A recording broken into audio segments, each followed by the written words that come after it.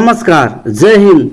प्रधान शिक्षक परीक्षा की तैयारी हेतु आपका अपना चैनल बिहार ज्ञान चक्षु में एक बार फिर से स्वागत है। प्रधान शिक्षक या प्रधानाध्यापक परीक्षा में सफलता हेतु आप हमारे साथ बने रहें। यह 14वां सीरीज है। शेष सीरीज का लिंक आप डिस्क्रिप्शन बॉक्स से प्राप्त कर सकते हैं। आपसे आग्रह है, जिसने अब तक हमारे चैनल को सब्सक्राइब नहीं किया है तो सब्सक्राइब कर लें, ताकि इस चैनल का वीडियो सबसे पहले आप तक पहुंचे। तो चलिए, पहला प्रश्न है, किसी विशेष के लिए उद्देश्यों का निर्धारण किया जाना चाहिए? शिक्षक के द्वारा, सामान्य व्यक्ति द्वारा, विषय वस्तु के आधार पर, विषय वस्तु एवं कक्षा में संपन्न होने वाली क्रियाओं के द्वारा। तो सही उत्तर होगा ऑप्शन नंबर डी, विषय वस्तु एवं कक्षा में संपन्न होने वाली क्रियाओं के द्वारा। अगला प्रश्न है, प्रश्न नंबर 2, निम्नलिखित में से कौन सा कार्य प्रौढ़ शिक्षा का नहीं है? पहला, उपचारात्मक शिक्षा का प्रबंध करना, मनोरंजनात्मक शिक्षा का प्रबंध करना, व्यवसायिक शिक्षा का प्रबंध करना या निरक्षरता का उन्मूलन। तो सही उत्तर होगा ऑप्शन नंबर डी, निरक्षरता का उन्मूलन। अगला प्रश्न है, प्रश्न नंबर 3, पाठ्यक्रम का वो भाग जो छोटे बालकों की आवश्यकता की पूर्ति के उद्देश्यों से निर्मित किया जाता है, उसे क्या कहते हैं? अध्ययन कार्यक्रम, सामान्य शिक्षा, वैकल्पिक विषय या विशिष्ट शिक्षा। तो सही उत्तर होगा ऑप्शन नंबर बी, सामान्य शिक्षा। अगला प्रश्न है, प्रश्न नंबर 4, निम्नलिखित कथनों में से कौन सा गलत है? लड़कियां शारीरिक रूप से लड़कों की अपेक्षा जल्दी विकसित होती है, लड़कियां अपेक्षाकृत शीघ्र परिपक्वता प्राप्त करती हैं, मानसिक रूप से लड़के लड़कियों की अपेक्षा पहले विकसित होते हैं, या इनमें से कोई नहीं। तो सही उत्तर होगा ऑप्शन नंबर डी, इनमें से कोई नहीं। अगला प्रश्न है, प्रश्न नंबर 5, विकास और समृद्धि दोनों एक दूसरे के खाली जगह पर्यायवाची हैं, विलोमार्थक हैं, से भिन्न है, या इनमें से कोई नहीं। तो सही उत्तर होगा ऑप्शन नंबर सी, विकास और समृद्धि दोनों एक दूसरे से भिन्न है। अगला प्रश्न है, छठा प्रश्न, विकास के मुख्यतः कितने पक्ष होते हैं?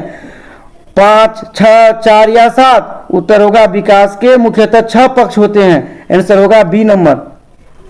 बच्चों का संवेगात्मक विकास सकारात्मक हो, इसके लिए आवश्यक है शिक्षकों का व्यवहार आदेशात्मक हो, शिक्षकों का व्यवहार सहयोगात्मक हो, शिक्षकों का व्यवहार आदेशात्मक और उत्साहवर्धक हो, शिक्षकों का व्यवहार सहयोगात्मक और उत्साहवर्धक हो।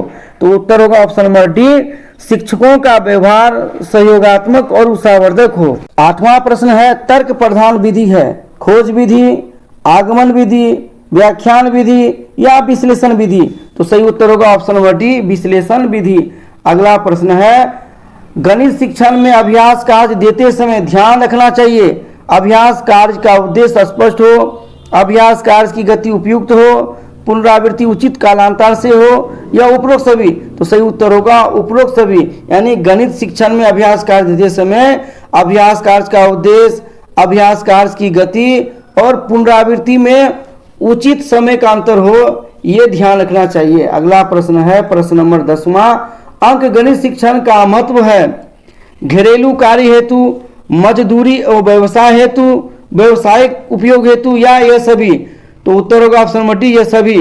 क्योंकि अंक गणित जो है इसका हमारे दैनिक जीवन में बहुत महत्व है। चाहे घरेलू कार्य हो, मजदूरी या बिजनेस हो, या व्यवसायिक उपयोग में हो, ये सबों के लिए अंक गणित का शिक्षण बहुत महत्वपूर्ण है। अगला प्रश्न है, प्रश्न 11वां, छात्रों को विभिन्न रेखागणितीय आकृतियां देकर उनमें से त्रिभुजाकार आकृतियां अलग से करवाई गई है। इसका उद्देश्य होता है अनुप्रयोगात्मक, अवबोधात्मक, ज्ञानात्मक या सभी? तो सही उत्तर होगा ऑप्शन नंबर बी, अवबोधात्मक। अगला प्रश्न है, प्रश्न नंबर 12, मैरिसन ने किन पदों का उल्लेख किया है? प्रस्तुतिकरण और आत्मीकरण, व्यवस्था और वर्णन, अन्वेषण या खोजना, या इनमें से कोई नहीं?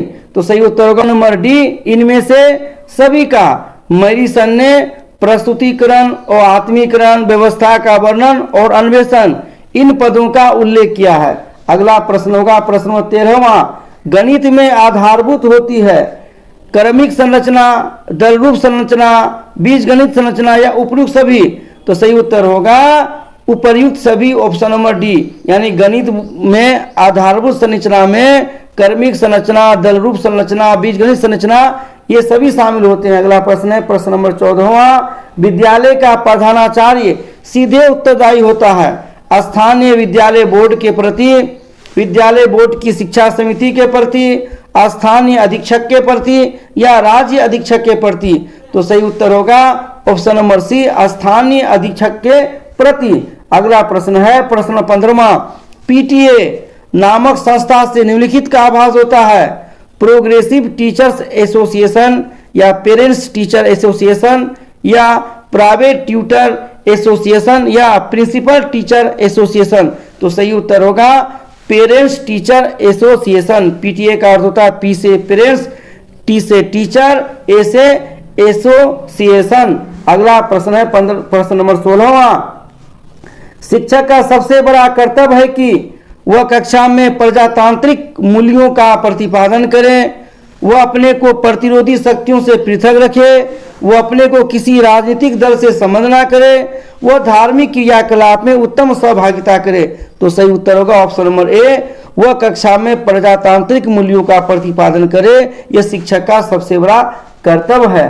अगला प्रश्न है 17वां प्रश्न, शिक्षक के प्रमुख कार्य किया जाता है, छात्रों को गृह कार्य प्रदान करना तथा उसकी नियमित जांच करना या छात्रों को आनुभविक विकास के मार्ग पर आगे बढ़ाना या छात्रों के लिए परीक्षा प्रश्न पत्र तैयार करना या छात्रों के मासिक अभिलेख तैयार करना। तो सही उत्तर होगा ऑप्शन नंबर बी, छात्रों को अनुभविक विकास के मार्ग पर आगे बढ़ाना यह शिक्षक का प्रमुख कार्य है।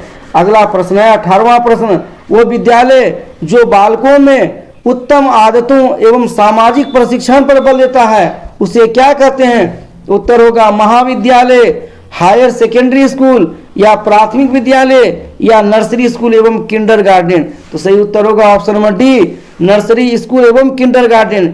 यहीं पर बालकों को उत्तम आदत और सामाजिक प्रशिक्षण पर बल दिया जाता है।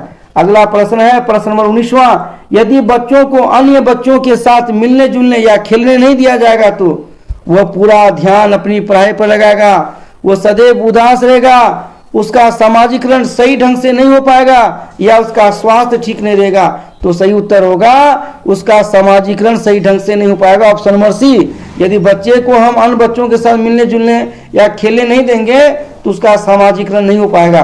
सामाजिकरण के लिए जरूरी है समाज के बच्चों के साथ मेलजोल बढ़ाना। अगला प्रश्न है प्रश्न नंबर 20वां, शिक्षक प्रक्रिया का आखिरी चरण है मूल्यांकन, अधिगम, उद्देश्य या अनुदेशवाद। तो सही उत्तर होगा ऑप्शन नंबर ए, मूल्यांकन।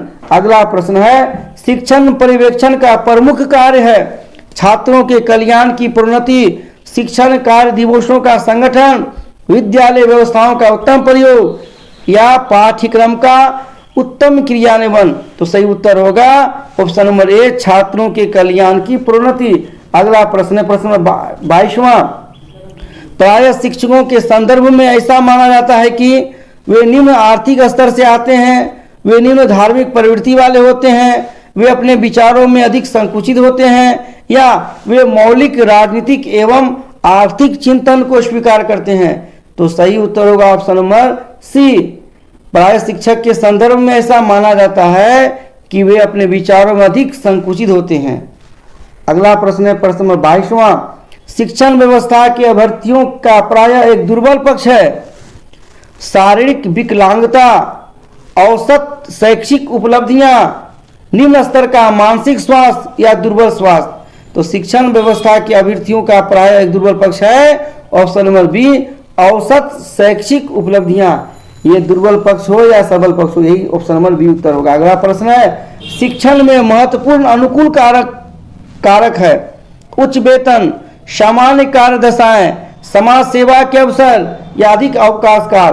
तो सभी विभागों में पाया जाता है कि शिक्षण व्यवस्था में अधिक अवकाश काल है, अधिक अवकाश है, इसलिए इसका ऑप्शन जाता है ऑप्शन नंबर डी के साथ कि अधिक अवकाश काल। परंतु यह देखा जाए तो शिक्षण में सबसे महत्वपूर्ण है कि समाज सेवा का अवसर होता है। अगला प्रश्न है प्रश्न नंबर 25, नवनियुक्त शिक्षक को प्रथम कक्षा प्रवेश के समय जो कार्य करना चाहिए वह है उत्तम शुरुआत के लिए प्रशासनिक कार्यों को पूर्व में ही पूर्ण कर लें या छात्रों को कठोर अनुशासन में रखें तथा अपने को कठोर शिक्षक के रूप में स्थापित करें, या छात्रों के साथ मधुर संबंध स्थापित करने का प्रयास करें, या छात्रों को तथा स्वयं को पारस्परिक परिचय प्राप्त करने के पर्याप्त अवसर प्रदान करें। तो सही उत्तर होगा ऑप्शन नंबर डी। आप नया शिक्षक हैं और कक्षा में आप जाते हैं तो विद्यार्थी को आपके प्रति उनको आपका दृष्टिकोण पता नहीं है, तो इसलिए प्रयास करना चाहिए कि छात्रों को तथा स्वयं का आपस में परिचय हो जाए। परिचय हो जाने पर क्या होता है कि एक दूसरे से प्रेम की भावना बढ़ती है और बाकी जो हिचकिचाहट है सब दूर हो जाता है। तो सही उत्तर होगा ऑप्शन नंबर डी। अगला प्रश्न है, आरंभिक विषमलिंगी आकर्षणा व्यवस्था है शैशवावस्था, किशोरावस्था या वयस्कता या यौवनावस्था। तो सही उत्तर होगा ऑप्शन नंबर बी, किशोरावस्था। किशोरावस्था में जो है एक विषमलिंग आपस में आकर्षण होते हैं। अगला प्रश्न है 27वां प्रश्न, समेकित बाल विकास कार्यक्रम शुरू किया गया 1976 में, 1973 में, 1975 में या 1978 में। तो सही उत्तर होगा ऑप्शन नंबर सी, 1975 में। अगला प्रश्न है, किसी क्रिया को उत्तम अधिगम प्रवृत्ति में परिवर्तित करने के लिए सदैव आवश्यक होती है मानसिक व्यायाम की, एक परीक्षण की, एक वास्तविक शिक्षा के उद्देश्य की, इस शिक्षक द्वारा संवर्धित अधिगम की। तो सही उत्तर होगा ऑप्शन नंबर सी, एक वास्तविक शिक्षा के उद्देश्य की। अगला प्रश्न है 29वां प्रश्न, समूह अधिगम में छात्रों की क्या आवश्यकताएं होती है? समूह प्रशंसा प्राप्त करना, कार्य को समान रूप से वितरित करना, व्यक्तिगत मत की उपेक्षा करना, पृथक छात्रों का समूह की ओर आकर्षित करना। तो सही उत्तर होगा ऑप्शन नंबर ए, समूह प्रशंसा प्राप्त करना। साथियों, प्रधान शिक्षक प्रधानाध्यापक के लिए ये 30 प्रश्न बहुत महत्वपूर्ण है। आप हमारे साथ शुरू से अंत तक बने रहे। नए नए वीडियो देखने के लिए हमारे चैनल बिहार ज्ञान चक्षु को सब्सक्राइब करें ताकि इस चैनल के सभी वीडियो आप तक सबसे पहले पहुंचे। तो चलिए अंतिम और 30वां प्रश्न है, एक प्रभावी शिक्षण में निम्नलिखित गुण नहीं पाया जाता है? वाद विवाद प्रविधियां, गृह कार्यों का बोझ, समस्या समाधान को प्रोत्साहित करने वाले अवसर या पाठों की रचना। तो सही उत्तर होगा ऑप्शन नंबर डी, पाठों की रचना। इसी के साथ जय हिंद, जय भारत, जय बिहार ज्ञान चक्षु।